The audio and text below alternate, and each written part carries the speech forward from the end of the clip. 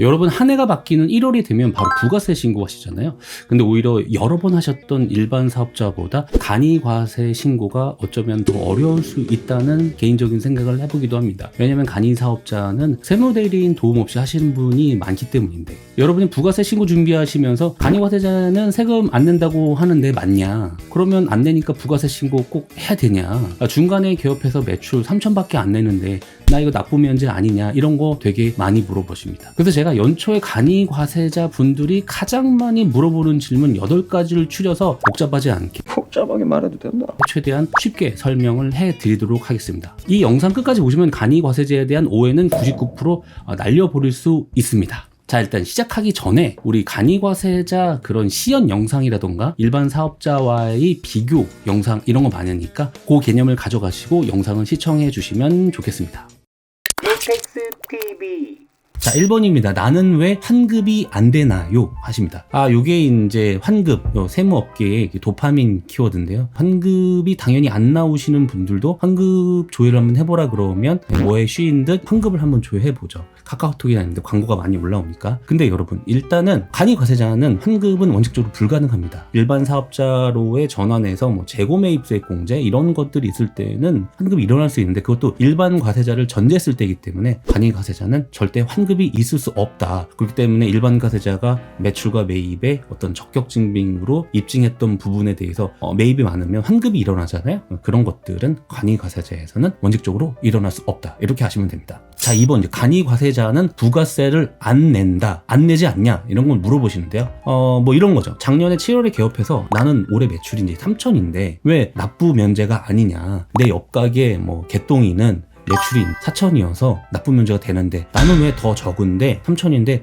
납부 면제가 안 되냐, 이렇게 물어보시는 분들이 있습니다. 이게 이제 연 환산을 적용하면은, 여러분이 이제 7월에 개업했잖아요. 이걸 역산으로 해서 공급대가 뭐 개월수로 나눈 다음에 11을 곱하면 6천만 원입니다. 6천만 원. 그러니까 여러분의 생각은 나는 3천이어서 4,800 미만이기 때문에 납부 면제일 거야 라고 생각하셨겠지만, 연환산으로 하면 6천만 원이거든요. 연환산 매출이 4,800을 초과하기 때문에 납부 의무가 발생합니다. 그렇기 때문에 4,800 미만이라고 무턱대고 나는 부가세를 안 낸다, 이렇게 생각하시면 안 되고 연환산을 좀 해보셔야 됩니다. 3번입니다. 나는 신규 사업자인데 언제까지 간이가 유지되냐. 신고를 한번 해보신 분들이 이런 말씀을 하시죠. 부가세를 많이 안 내거든요, 일반 과세자에 비해서. 그렇기 때문에 이제 언제까지 유지가 되는 게 궁금하신 겁니다. 일단은 여러분이 7월 1일에 개업해서 매출이 5,500만 원이면은 8천에서 이제 1억 400만 원으로 바뀌었잖아요. 1억 400이 안 되면 간이 과세자가 자격이 유지되는데, 그럼 나는 5,500이기 때문에 기준 미달에 의해서 계속 간이가 아니냐라고 물어보시는데, 이것도 아니죠. 26년엔 일반 과세자로 전환되시는데, 그 이유는 방금 전에 말씀드렸던 연환산 기준을 가져오면 여러분은 6개월 동안 5,500이었기 때문에 1년 기준으로 하면 1억 1,000, 1억 400만 원을 넘게 됩니다. 기준을 초과했기 때문에 다음에 해는 일반 과세자로 전환되는 거죠. 올해 1월 달에 이게 해당되시는 분은 일반 과세자로 전환이 되시는 겁니다. 전환된다고 하면 이제 또 물어보시죠. 나는 그럼 언제부터 일반 과세자가 되는 거냐? 일단은 올해 이제 26년 1월 달에는 간이 과세자로 신고를 하시게 되십니다. 그러면 26년 1월부터 7월 1일까지도 역시 간이 과세자로 유지가 되다가 7월 1일이 넘어가는 하반기부터는 일반 과세자가 되는 겁니다. 그러면 전환 시점은 7월 1일이죠. 그렇기 때문에 올해 만약에 1월 달에 1.04억을 초과했다. 그렇다면 26년 7월 달부터는 일반 과세자가 적용되시는 겁니다. 요건 또 별도 신청 없이 그냥 세무서에서 이렇게 날라오거든요. 그렇기 때문에 요거는 안내문 발송 같은 걸 좀 참고해 보시면 됩니다. 자, 그렇다면 간이가 좋은 걸 좀 알았어요. 세금이 좀 적게 나온다. 간이를 위해서 사업장을 나누면 어떠냐. 쪼개기 같은 거죠. 사업자를 여러 개로 나누어서 1.04억 미만으로 유지하면 간이 과세자 자격을 계속 할 수 있을 것 같은데 라고 물어보십니다. 요거는 일단 개인이면은 사업장 매출을 다 합칩니다. A 사업장이 4천이고 B 사업장이 8천이었다. 합계 매출 1억 2천이었다. 1.04억을 넘잖아요? 그러면 안 되십니다. 이 사업장 모두 다음해부터 일반 과세자로 전환되십니다. 그러니까 사업장을 쪼개는 건 의미가 없다는 걸 알 수가 있어요. 자, 6번째입니다. 일반 과세자입니다. 근데 간이 과세자를 하고 싶어요. 가능합니까? 라고 물어보십니다. 일반 과세자를 운영 중인데 세금 부담을 줄이기 위해서 신규로 간이 과세자를 등록하고 싶다. 이런 질문 많이 하시거든요. 안타깝게도 안 됩니다. 요게 이제 일반 과세자 사업장을 보유하시는 분들은 신규로 개설할 때는 규모와 상관없이 간이 과세자 적용을 받을 수 없도록 세법이 이렇게 돼 있습니다. 물론 공동사업자거나 특정 예외 업종이 있으면 가능한데 일단 대전제는 일반 과세자다. 그러면 나는 간이 과세자 신규 사업장은 불가능하다라고 생각하시면 되고, 간이 과세자이시면 신규로는 간이 과세자가 가능하다. 이렇게 정리하시면 됩니다. 자, 7번째입니다.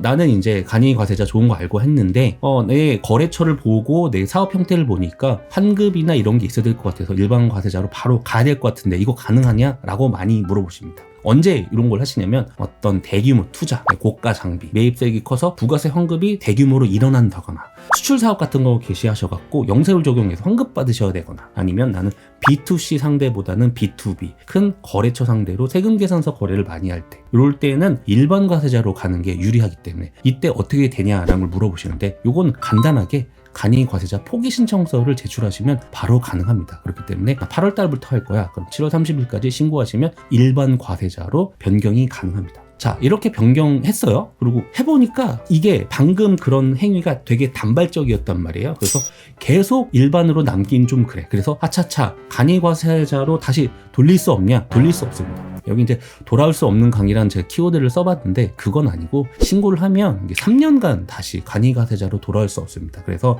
일시적인 상황이다. 이런 거라면 좀 신중하게 결정을 하시면 되고, 간이에서 일반으로는 포기로 바로 갈 수는 있어도 내가 다시 또 간이로 바로 옮기는 그런 거는 내 임의대로 할 수는 없다. 이렇게 아시면 될 것 같습니다. 텍스TV 오늘은 간이 과세자 관련된 궁금증 8가지에 대해서 좀 알아보았습니다. 핵심만 정리하자면, 간이 과세자는 재고 매입 등 특정 사유 외에는 환급 절대 없다. 두 번째는 부가세 납부 면제에 해당되셔도 신고는 꼭 필요하다. 세 번째, 간이 과세자 판단에서 매출 기준은 반드시 연환산으로 계산한다. 네 번째, 일반 과세자 전환은 올해는 26년 7월 1일이다. 다섯 번째, 간이 과세자 유지를 위한 사업장 쪼개기 무의미하다. 여섯 번째, 예외가 있으나 일반 사업자라면 간이 과세자 신규 등록은 안 된다. 자, 일곱 번째, 일반 사업자로 되는 간이 과세자 포기는 바로 가능하다. 여덟 번째, 단 포기 신청을 하면 3년간은 다시 간이 과세자로 돌아올 수 없다. 간이 과세자 제도는 소규모 사업자를 위한 일시적인 혜택이라고 보시면 됩니다. 여러분이 사업의 목표가 작은 간이역 수준에만 머무르지 마시고 성장하셔서 간이역이 아닌 서울역, 부산역처럼 큰 사업자가 되셨으면 하고요. 일반으로의 전환도 너무 두려워하지 않으셨으면 합니다. 요즘 불경기여서 아마도 이제 부가세 납부세 점점 줄어들지 않을까 걱정이 좀 개인적으로 되는데, 이 영상 보시는 분은 부가가치세 많이 내셨으면 합니다. 많이 낸다는 건 그만큼 매출이 높다는 좋은 이야기니까요. 이 영상에 궁금하신 사항은 댓글로 남겨주시고요. 영상이 도움이 되셨다면 구독, 좋아요도 부탁드리겠습니다. 감사드립니다.